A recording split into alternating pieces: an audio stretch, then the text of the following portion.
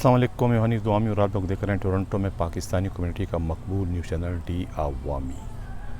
दोस्तों, आप लोग ने अक्सर ये सुना होगा कि जिसका बाप ज़िंदा हो उसको हरामी कौन कहता है। ये एक कहावत है जो बहुत ज़्यादा इस्तेमाल होती है आम बोल चाल में। ख़ास तौर पर वहाँ इसका इस्तेमाल ज़्यादा होता है जहाँ अगर कोई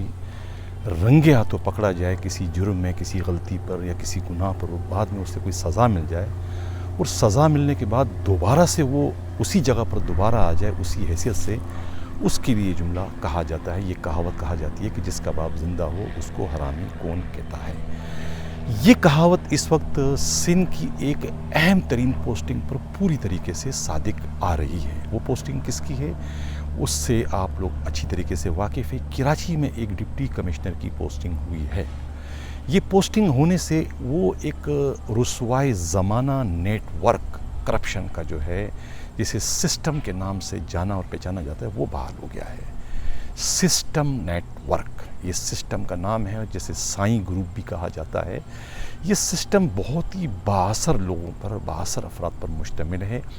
जिसके एक जो प्यादा है वो भी इतना ज़्यादा अहम है कि प्यादा की बात जो है या प्यादा की जो कॉल है वो एसएसपी भी नज़रअंदाज नहीं कर सकता। यानी एसएसपी भी उस प्यादा की बात पर उसके हाँ में हाँ मिलाने पर मजबूर होता है। इसी तरीके का एक प्यादा जो है जिसका नाम जो है वो शबीर बकरा है, वो एक एसएसपी के हाथों इसी तरीके से गलत ऑर्डर देने पर या गलत इत्तला देने के इल्ज़ाम में पकड़ा गया, जिसके बाद ये पूरा का पूरा नेटवर्क बेनकाब हुआ और उस तरीके से ये नेब हरकत में आ गई, और जिसके नतीजे में डिप्टी कमिश्नर जो उस वक्त के थे मलीर के, जिसका नाम मीडिया रिपोर्ट्स के मुताबिक मोहम्मद अली शाह बताया जाता है, वो न सिर्फ अपने ओहदे से मुअत्तल हुए बल्कि उनके ख़िलाफ़ नेब ने भी तहकीकात शुरू कर दी थी, जिन पर अरबों रुपयों की ज़मीन का घपले का इल्ज़ाम था। अब मालूम हुआ है कि उसी जो कहने में डिप्टी कमिश्नर जो थे उन्हीं की दोबारा पोस्टिंग करवा दी गई है डिस्ट्रिक्ट ईस्ट के अंदर, और इस पोस्टिंग में जो है वो एक दूसरी शख्सियत का नाम आ रहा है जिसे दुनिया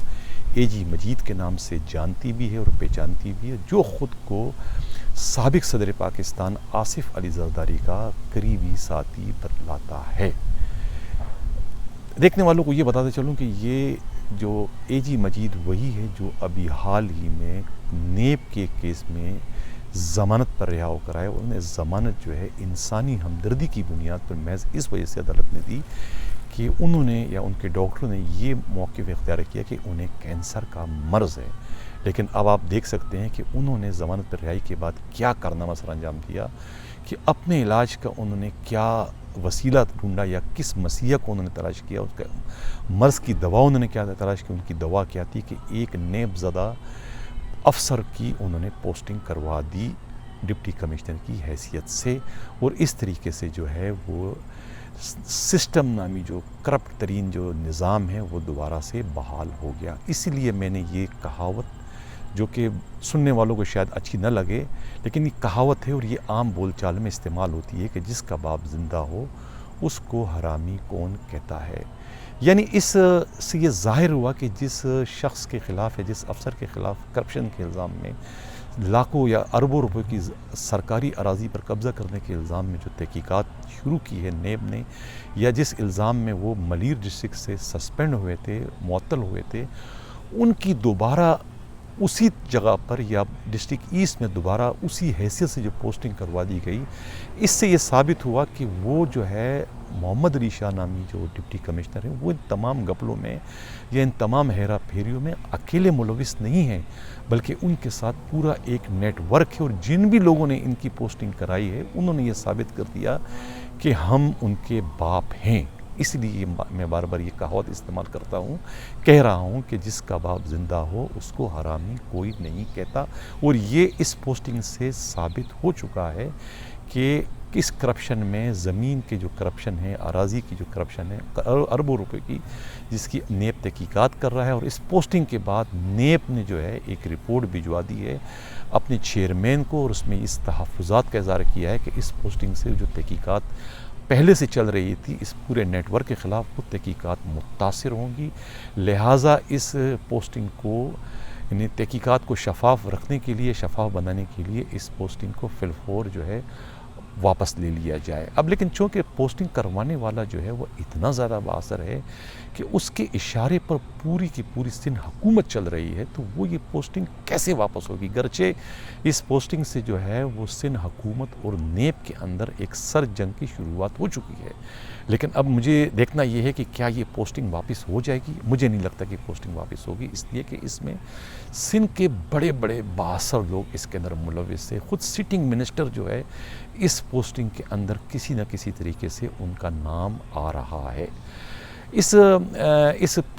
گروپ کے یا یہ جو سسٹم نامی جو نیٹ ورک ہے کرپشن کا، یہ اتنا بااثر ہے کہ اس کے میں نے ذکر کیا کہ پیادے بڑے بااثر ہیں، کہ پیادے اپنی انگلیوں سے اپنے ٹیلی فون پر ڈسٹرکٹ ایس ایس پی کو نچواتے ہیں۔ ان کا ایک پیادہ جو ہے جس کا نام خالد قدوائی ہے، جو پہلے ہی فرار ہو چکا ہے گرفتاری کے ڈر سے، جو اس وقت غالباً امریکہ یا کینیڈا یا کسی اور ملک میں ٹھہرا ہوا ہے، وہاں اس نے سیاسی پناہ بھی حاصل کر لی ہے۔ دوسرا جو پیادہ تھا وہ شبیر بکرا تھا، جو کہ سابقہ district S S P east کے ہاتھوں جو ہے وہ گرفتار ہو چکا تھا، جس کے بعد جو ہے پورا کا پورا یہ نیٹ ورک نہ صرف بے نقاب ہوا بلکہ محمد علی شاہ کی گرفتاری یا ان کی معطلی بھی انہی کے کاوشوں سے عمل میں لائی گئی تھی۔ اب اس وقت جو ہے یہ نیٹ ورک کا جو پیادہ ہے اس کا نام خالد یوسفی ہے، وہ یہ سارا نیٹ ورک اس وقت چلا رہا ہے۔ وہ لوگوں سے رابطے کرتا ہے، لینڈ مافیا سے اور تمام دوسرے جو کرپٹ لوگوں سے، اور وہ اس وقت روپیے جمع کر کے نیٹ ورک کے سربراہ کو پہنچاتا ہے، اور اس طریقے سے پورا کا پورا جو رقم جو ہے نیچے سے لے کر جو ہے اوپر سب سے بڑے جو سندھ حکومت کے سب سے جو بڑے عہدیدار ہیں اس تک یہ رقم جاتی ہے۔ اس طریقے سے یہ نیٹ ورک پھر بحال ہو چکا ہے، اور یہ خدشہ یہ ہے کہ جو ایئرپورٹ کے علاقے میں جو ایک اربوں روپے کی جو پراپرٹی ہے، جو پہلے ان کی ہاتھ سے رہ چکی تھی یا ان کے ہاتھ میں نہیں آئی تھی ان کی معطلی کی صورت میں، اب معلوم ہوا ہے کہ اس پراپرٹی پر دوبارہ سے یہ قبضہ کرنے کی کوشش کریں گے۔ اسی لیے نیب کراچی نے ایک رپورٹ جو ہے، خفیہ رپورٹ جو ہے وہ اپنے چیئرمین کو بھجوا دی ہے میڈیا رپورٹس کے مطابق۔ اب دیکھنا یہ ہے کہ اس پر کیا ایکشن ہوتا ہے، کیا کارروائی کرتے خود جو ہے چیف منسٹر سندھ جو ہے مراد علی شاہ اس پر کیا کارروائی کرتے ہیں، دیکھنا یہ ہے۔ میں پہلے بھی اس چینل پر ایک پروگرام اس سے متعلق کر چکا تھا، اور میں نے اپنے پروگرام میں اس خدشے کا اظہار کیا تھا کہ یہ جو ہے گروپ دوبارہ سے سرگرم عمل ہے، یہ ضمانتوں پہ رہا ہو چکے ہیں، اور دوبارہ سے جو ہے محمد علی شاہ کی پوسٹنگ کروانے کے لیے باغ دوڑ کی جا رہی ہے، اور میں نے اس وقت یہ خدشے کا اظہار کیا تھا کہ یہ پوسٹنگ جو ہے ایسٹ ڈسٹرکٹ میں ہوگی،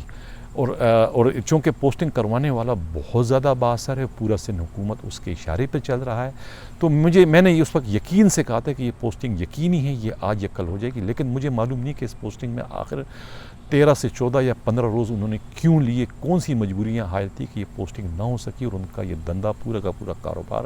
اس دوران نہ چل سکا، اور وہ لوگ جو کہ لینڈ مافیا میں تھے اور جو ایماندار تھے اور جو ایمانداری سے قواعد اور ضوابط کے مطابق اپنا کام کر رہے تھے، انہوں نے سکھ کا سانس لیا، لیکن اب جب دوبارہ سے یہ سسٹم بحال ہو چکا ہے تو اب ان میں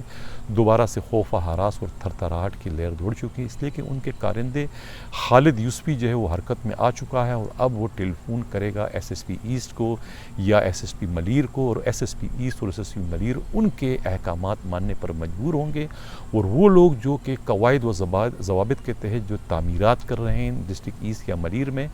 ان کو اپنا کام کرنا مشکل ہو جائے گا، اس لیے کہ انہیں اپنے جائز کام کرنے کے لیے بھی اس سسٹم کو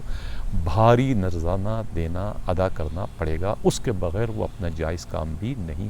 کر سکیں گے۔ یہ ہے ساری صورتحال۔ اب دیکھنا ہے کہ یہ سندھ حکومت کیا اس ڈپٹی کمشنر کی اس پوسٹنگ کو برقرار رکھتی ہے یا کہ انہیں دوبارہ کھڈے لائن لگاتی ہے، لیکن سندھ کہ ہائی کورٹ کے چیف جسٹس کو اس پر نوٹس لینا چاہیے، یا پھر سپریم کورٹ کے جو چیف جسٹس کو اس پر نوٹس سو موٹو لینا چاہیے کہ بھئی آخر کیا بات ہے کہ سندھ حکومت گھوم پھر کے انہی لوگوں کو اتنی اہم ذمہ داریاں دے رہی ہے جو کہ نیب زدہ ہیں۔ کیا سندھ حکومت میں ایماندار اور اچھے افسروں کی کمی ہو گئی؟ کیا سب کے سب ختم ہو گئے؟ کیا سندھ حکومت کو اچھے اور نیک ایماندار افسران نظر نہیں آتے جو بحالت مجبوری انہیں نیب زدہ افسروں کو اتنی اہم ترین پوسٹوں پہ لگانا پڑ رہا ہے، جس کی وجہ سے جو ہے رشوت کا جو گراف ہے بجائے کم ہونے کے روز بروز بڑھتا چلا جا رہا ہے۔ اسی کے ساتھ میں اجازت چاہتا ہوں۔ اللہ حافظ۔